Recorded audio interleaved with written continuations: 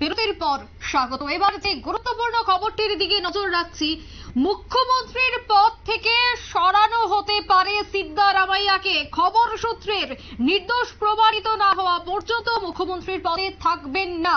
মুখ্যমন্ত্রীর দৌড়ে ডিকে শিবকুমার এবং সতীশ জারকিহোলি নাম কিন্তু এবার একের পর এক উঠে আসছে মুখ্যমন্ত্রীর দৌড়ে। যে খবর ইতিমধ্যে সব থেকে গুরুত্বপূর্ণ, যে মুখ্যমন্ত্রীর পদ থেকে সরানো হতে পারে সিদ্দারামাইয়াকে। সূত্র মারফত খবর, বিস্তারিত জানবো। টেলিফোন লাইনে যুক্ত হয়ে গেছে নিউজ ভ্যানগার্ড প্রতিনিধি সুমন্ত ব্যানার্জি। সুমন্ত, ঠিক কি জানতে পারছো? দেখো, বিষয়টা হচ্ছে যে কংগ্রেস শাসিত এই রাজ্য কর্ণাটক, সেই কর্ণাটকে বা দীর্ঘদিন ধরে মুখ্যমন্ত্রীর পদে রয়েছেন সিদ্দারামাইয়া।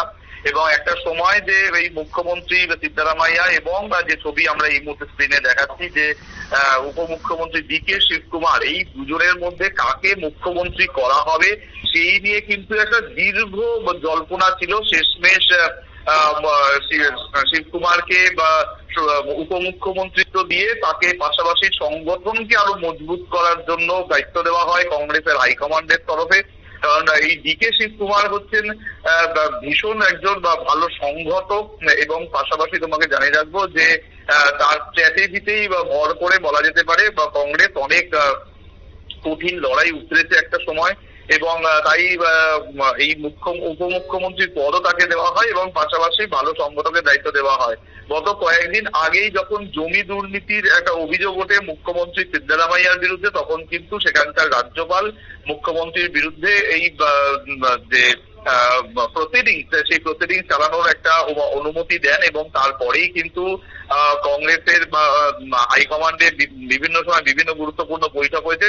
সম্প্রতি গতকাল শোনা যাচ্ছে একটি বৈঠক হয়েছে।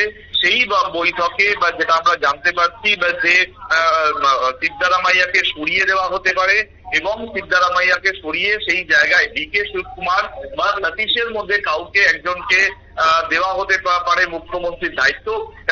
যদিও ডিকে এই জমি দুর্নীতিতে তার নাম জড়ানোর জন্য এখন শোনা যাচ্ছে যে হাইকমান্ডের চাপে পড়ে মুখ্যমন্ত্রী সিদ্দারামাইয়াও কিন্তু সেই পদে থাকতে চাইছেন না। যতক্ষণ না নির্দোষ প্রমাণিত তিনি হতে পারেন ততক্ষণ তিনি মুখ্যমন্ত্রীর পদে থাকবেন না, এমনটাও কিন্তু তিনি হাইকমান্ডকে জানিয়েছেন বলে সূত্রের খবর।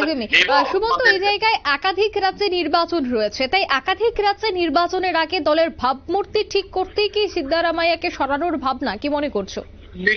নিঃসন্দেহে তুমি ঠিকই বলেছো যে এই যে সিদ্ধান্ত, সেটা কিন্তু শুধুমাত্র স্বচ্ছ ভাবমূর্তি আনার জন্য, এবং আগামী দিনে আমরা জানি যে কংগ্রেস হয়তো এবছর লোকসভা নির্বাচনে ভালো ফল করেছে, এবং সামনে তুমি যেটা বললে যে একাধিক রাজ্যের বিধানসভা নির্বাচন রয়েছে, এবং সেই নির্বাচনের আগে ভাবমূর্তি, দলের ভাবমূর্তি স্বচ্ছ করার জন্য এটা একটা গুরুত্বপূর্ণ সিদ্ধান্ত নিতে চলেছে বা কংগ্রেস হাইকমান্ড। কিন্তু এটা মাথায় রাখতে হবে যে এই মুহূর্তে কিন্তু ডিকে শিবকুমারের নাম উঠে আসলেও তাকে হয়তো মুখ্যমন্ত্রী নাও করা হতে পারে, তার পরিবর্তে ওবিসি মুখ হিসেবে পরিচিত সতীশকে করা হতে পারে পরবর্তী মুখ্যমন্ত্রী। সুতরাং এই জায়গায় দাঁড়িয়ে কংগ্রেস হয়তো এই গেমটাই খেলতে চলেছে, কারণ আগামী দিনে যদি এই ধরনের একটা মুখ তুলে আনা যেতে পারে, যেখানে ওবিসি একটা মুখ, তার মধ্যে মানুষের মন জয় করার ব্যাপার রয়েছে, বা প্লাস ডিকে শিবকুমার, যেটা তোমাকে আমি একটু আগেও বলছিলাম, একজন ভালো সংগঠক হিসেবে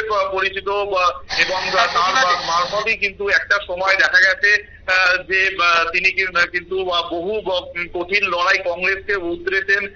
সুতরাং এইটাকে মাথায় রাখতেই হবে যে আগামী দিনে কংগ্রেসের যে কঠিন লড়াই সেটা দেখার জন্য কিন্তু ডিকে শিবকুমারের মতো ভালো সংগঠক খুব প্রয়োজন, এবং পাশাপাশি কংগ্রেস যেটা এই মুহূর্তে চাইছে সেটা হচ্ছে আগামী দিনের বিধানসভা যে নির্বাচনগুলো রয়েছে, সেই বিধানসভা নির্বাচনগুলোতে কিন্তু কংগ্রেস যে ভালো ফল করতে চাইবে সেটাকে মাথায় রেখে এটা স্বচ্ছ ভাবমূর্তি ক্রিয়েট করার জন্য আপাতত সিদ্দারামাইয়াকে মুখ্যমন্ত্রীর পদ থেকে সরানো হতে পারে।